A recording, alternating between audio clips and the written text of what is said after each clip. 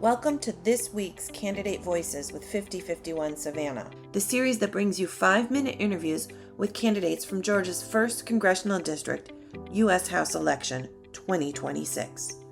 We welcome any candidates running for this office who meet our mission of upholding the Constitution and ending executive overreach to join us. Each of our candidates receives the same question in advance. Welcome to week 8 of Candidate Voices. I'm Robin with 5051 Savannah, and I'm here with Randy Zurcher. Welcome, Randy. Hey there, thanks. The question for this week: if you were a representative and Trump wanted to send the National Guard of another state to a major city in your district, what would you do? Wow.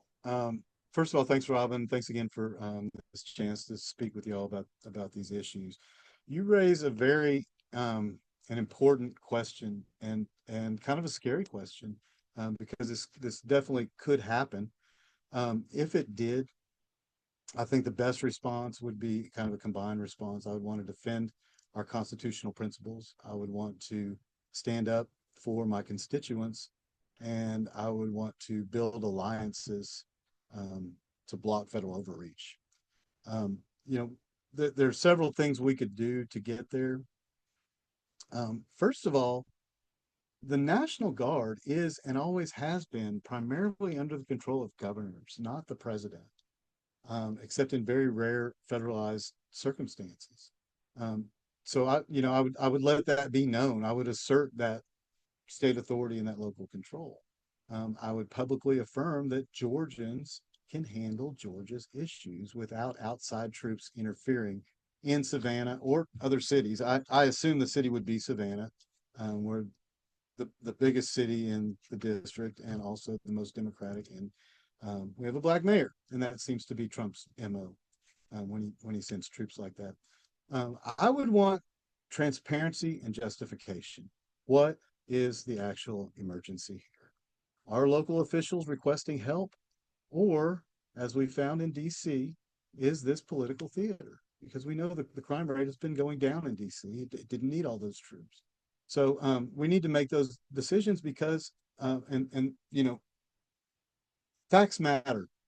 Facts matter, and they we don't need all these. Not only is it all the money spent, all the hours spent by our national guards who are working hard, um, but it's riling people up more than they need to be. I would want briefings from the Department of Defense and Department of Homeland Security before any deployment like that.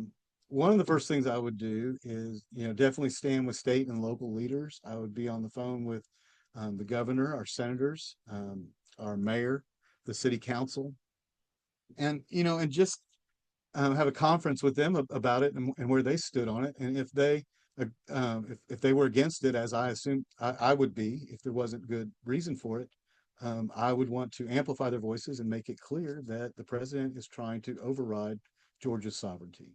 There is such a thing as states' rights, and sometimes we need to assert those. Um, to me, this is about protecting civil liberties. Anytime you have uninvited federal troop deployments, you risk suppressing our freedom of speech, our freedom of assembly, and our freedom of protest. And these are core American rights.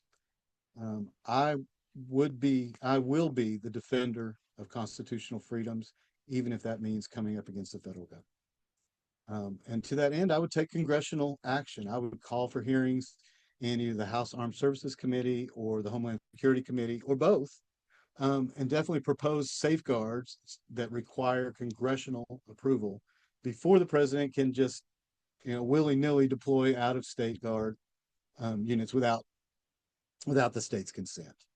Um, I would want to also, certainly communicate um, to all the, constituents in District One. People would be wanting to hear news. I would reassure them, I guess, that I am going to fight to keep outside troops from occupying their communities.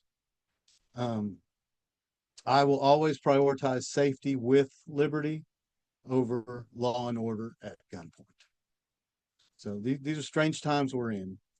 Um, if you would like to find out more about my campaign, please go to randyforgeorgia.com. And thanks again for your time, and have a good evening.